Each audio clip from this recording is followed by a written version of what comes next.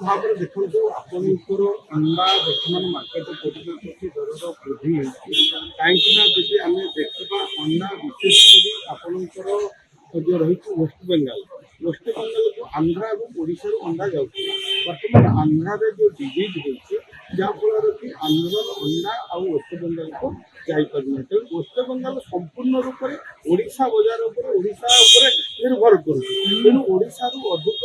अधिक अधिक अंडा बर्तमान आंध्र वेस्ट बेंगल को चली जाऊँगी जहाँफल कि दर वृद्धि होती बर्तमान जेहेतु पुणी आ गए रही बर्तमान विंटर रही विंटर टी अंडार चाहिदा अधिक था अंडार कंजप्शन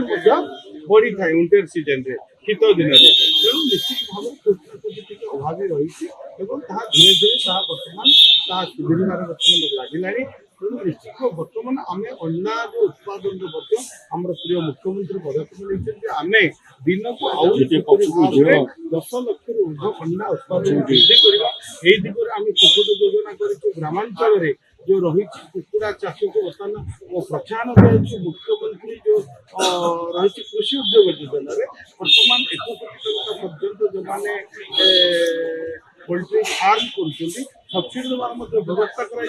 ग्रामांचल जो रही 2000 1000 और 500 कुकुड़ा हिसाब से स्लाप ग्रामर विभिन्न उद्योगी मानक सब्सिडी माध्यम